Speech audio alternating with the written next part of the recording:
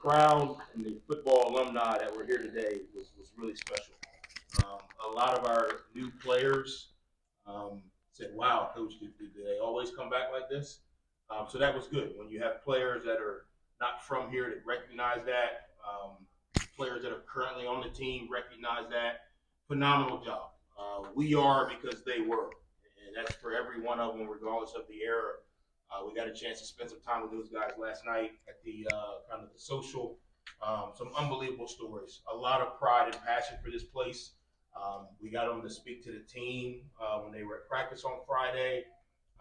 It goes deeper than the X's and the O's here at Marshall, and this weekend showed that.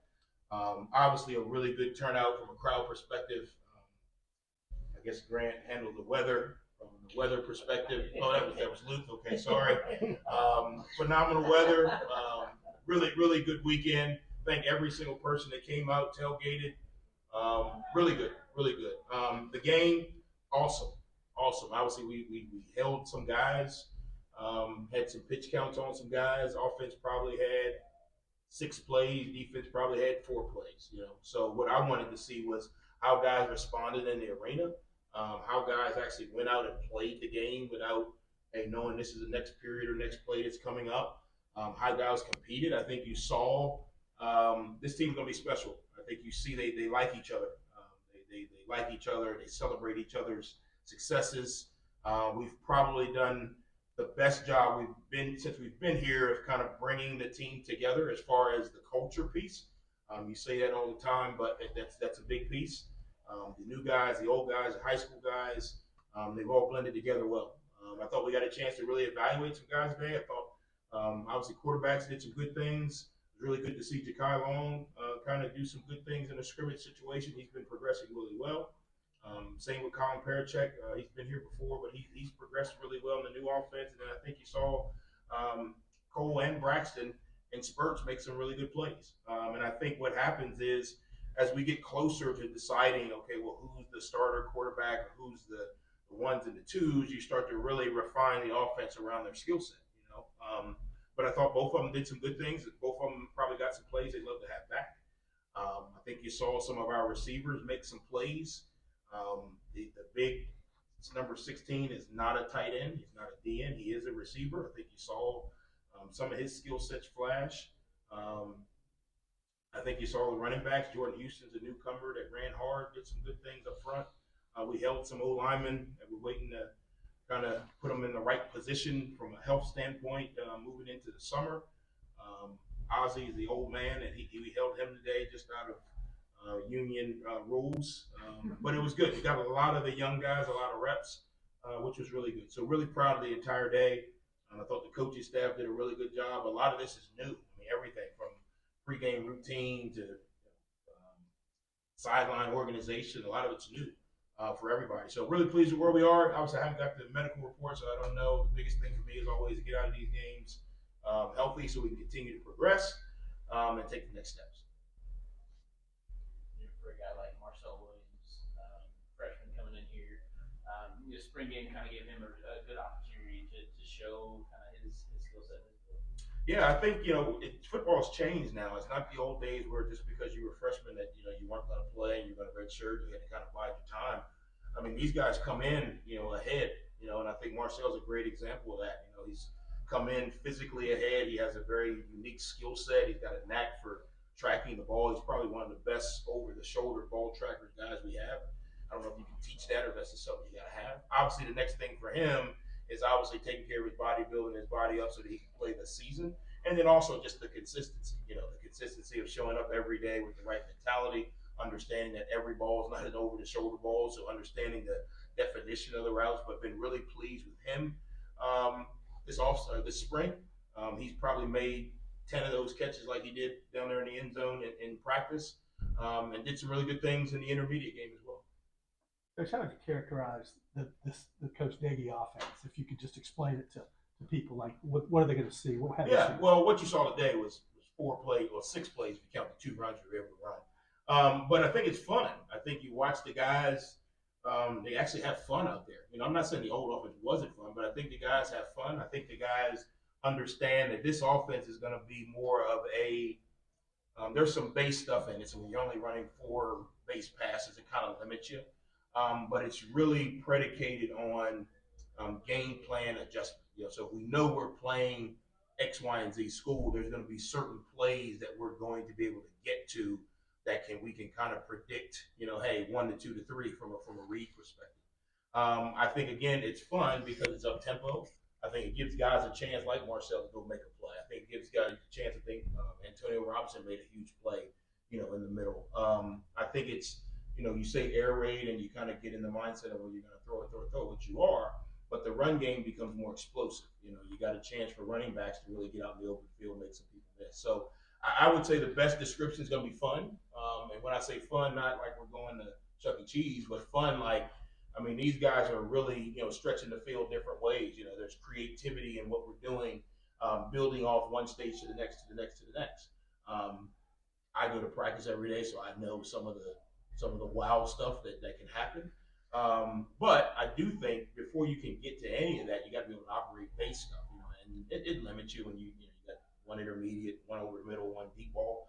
But if you can operate that at high levels, you'll be real successful. He was talking to, when he was explaining the offense to the staff, he said Coach Leach really didn't game plan. He just called the base stuff over and over and over. And if you execute it right, it works. And that's really what it is. Obviously, you got to kind of have third down, short yard, whatever it may be, but you should be able to call the base stuff and it should be able to execute versus any coverage, any look. I think our quarterback's got a good grasp of it. I think this summer is going to be huge for those guys because now we know the offense. Now, how do we master it? That's the next step, right? We know it like if we read it in a book, we know what's on page 1, 2, 3. But now, how do we go out and anticipate? How do we go out and kind of speed our minds up? So now we know where the ball's going before the ball snaps. We know what happens post snap if something changes, where to go to. That's going to be the next step in the summer. Coach, as you put a bow on just spring, looking back at day one to now, what are you most impressed with? I would probably say the consistency. When we started this deal, it was shaky. Just because we got to remember we started brand new, so this would be like dropping all of us off in China and starting brand new with Chinese. We started brand new, so there were some frustrating 1 and 2 days. Because we just talked about what this formation is, and you come out here and you don't remember. So it took a turn, probably after the second scrimmage last week, to where you really saw, okay, here are the guys that are going to be able to help us. Here are the guys that need a little more time. And then the guys that are able to help us really started having some good days back to back to back, really started consistently making plays, really started consistently catching the ball down the field. And that's when I was kind of like, okay, I didn't screw this higher up here. But the first couple of days, and obviously it's all new, right? This is completely opposite from what we were doing, last year. Now it's still football, 11-11, but the terminology is different. The signals are different. The verbiage is different. The teaching points are different. What we're trying to attack with different areas of the field, different. So it was a complete, mind switch for all of those guys. Now, luckily, we brought in new guys, but those new guys had an old system in their head too, from wherever they came from. So it was truly a mind switch for everybody. I feel a lot better after scrimmage 2, which was last week, about where we are and what we're going to be able to do when we start to put all the pieces in. We get Ozzie in there who can call the front to get things going the right way. We get some of the wideouts, the reps that they are able to, go and not kind of hold them out a little bit. Ultimately, we got some pieces to add from a recruiting standpoint. We identified that before spring. This spring period probably just reinforced that. But that's what the summer spring recruiting is all about. Keeps it exciting. What do you want to see out of a quarterback competition as you get through, closer to the summer and then fall camp? I was trying to think of the word fall camp. Yeah. Well, I think the biggest thing is we got to start stringing consistency together. I think if you look today, there were moments when you were like, wow, and there were moments where you were like, and now it's not all the quarterbacks, obviously. But we got to start stringing consistency together. I think we're doing a really good job with leadership. Braxton and Cole and all the quarterbacks have leadership skills. I think they have a great knowledge of the game. I think what happens right now is they're waiting to see it happen instead of anticipating and trusting. So those would be the next 2 steps: the consistency and the trust. Part of that is, you got to be throwing to the same receiver. You're in the spring, and you're throwing to 18 different guys. little bit different. His slant's a little bit different now. It should be the same, but when you get a reaction, he reacts a little bit different. So those would be the two biggest things: consistency, and then obviously the timing. Anticipating the throws when they're there. The couple turnovers we had, we left the ball inside. And you can't do that. Those are the things that we got to eliminate so we can build on the positives. And then the last thing from me, the offensive line. You lost some guys. Do you like how they're shaping? And also, it's hard to replace the mentality on defense that an Owen Porter brings. Is there an Owen Porter this year? Yeah, I'm going to refrain from answering that question because the transfer portal is still open. We have a good defensive line. No, actually, our D line is really bad. And I don't think anybody should recruit our guys. I don't know how we're going to win a game. No, we'll be okay on D line. No, we cannot replace Owen Porter because I think what he brings to Marshall is bigger than the field play. But we do have some guys who will be able to bring some energy from a D line perspective. I'm sorry, what was your first part of the question? The O-line. Yeah, the O-line. There's probably realistically there's probably 3 starters that didn't play today. Were standing over there in black jerseys, because of some stuff they had cleaned up at the end of the season. They will be ready to go in August, which is good. So that kind of helps. And then there's probably, and I probably have tried to give everybody a chance. There's probably 3 guys on the white team that really could be fighting for a starting spot on the black team and vice versa. So today it was kind of, I won't say hodgepodge, but it was kind of split. The starting right guard may have been on the white team, but the starting left guard may have been on the black team. So I think when you put them all together, I think we got a solid 8-9 guys that we'll be able to play with. And then when we get those guys back from the side, then what we got to do from there is start pairing it together. Right? What guards and tackles play the best together, what centers play the best with the inside guys. But I feel good about the guys we got. We got work to do, obviously, but I feel like we've got the pieces to be able to get it done. Was it fun for the defense? I mean, it's different offense they're going up against compared to last year. So was the challenge fun for them this spring? Yeah, I think it is. I think it was one of those stressful challenges because, if you look back, we struggled last year with tempo at times, getting lined up, getting the call, getting to communicate, getting our hand down, playing the play. Well, that's all they've done, for the last, month, is line up against tempo and get the call communicated. And so that's going to help us defensively because we see a lot of that in our league. And then what Coach Seymour has done a really good job of. Last year we kind of, so 2 years ago we were really good on defense, and Coach Seymour comes in. We kind of said, okay, well, Owen Porter and these guys are really good. Let's not change completely what we do, how we do it. So we kind of blended the two. Well, now we went back and completely, refined what we're going to do as far as the terminology. There were some terminology things that were kind of similar but not the same, and we kind of just left it, not to upset the apple cart. Well, now we kind of went back and scraped it and said, hey, this is base knowledge. This is day one, which I think will help guys play faster with less thinking. We were complicated because we were older. Hey, if this, then this. If this, then this. But hey, if they do that, don't do any of that. We were there because we were older. We've got a lot of young guys, and so we've had to simplify to get them to play faster, think less.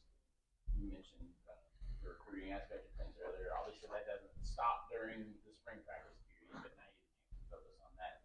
What's your approach there, and how do you feel like it's going? Yeah, so you guys probably saw me. I wasn't on the phone checking my Tesla stocks or trying to bet on any game, so you guys are okay there. But typically for the spring game, we have 15 or 20 official visitors in, whether it's transfer portal guys or high school guys. Well, because of the concert in Ashland, we couldn't get any rooms. So we weren't able to bring as many recruits in for the spring game that we typically would. So in between the quarters, before the game, at the halftime, I was on the phone literally FaceTiming the portal guys and the high school guys that we would have brought here and showing them, hey, this is what you're missing. See you next week or see you in 2 weeks. Just you got to adapt, and I think that's just one of the things. Who would have known that Huntington, West Virginia, would have sold out for a country concert in Ashland on the spring game? Who would have known that? But we still had to adapt. So we still have a huge kind of gap to before the recruiting ends. Obviously, from a high school perspective, we're going to get on the road here in about a month and go see some of those guys in spring practice and those deals. And then portal, we've got to replace some guys. Part of the reason the game was so short is we got almost 30 guys that left the team, right? You got 15 or 20 seniors, and then another 7 or 8, transfer portal walk-ons who went searching for other opportunities. So you're thin. So I'm out there like, okay, let's let the clock run, trying to make sure we're able to get through. But we got to be able to go replace those guys. So that's the beauty of it. I think right now there's a lot of positive energy around what we're doing here at Marshall. The biggest recruiting tool is when the new guys come in and they have a great experience. I couldn't tell you how many times, a player from another school that's here now is coming in the office and said, hey, coach, my homeboy at such and such school's in the portal now, and he wants to know if you guys will take him. Hey, my guy who was went to high school with, in the portal now, and he wants to come here. Hey, my guy, because again, they get on the phone and they talk about how good it is, how good Huntington is, how good this community is to them, how good the coaching staff is, and people want to be a part of that. So we got a great opportunity to improve our roster in some of those areas where we're a little thin, and some of those areas where we need competition, because I think that helps. When you got competition in your roster, you improve. So we got a really good opportunity to do that. This will be a hot 4-week sprint, to close out the month of May, April, and then into May. And then when we get ready for June, we should have our guys here. Everybody good? All right. Thanks, guys. Appreciate all you do.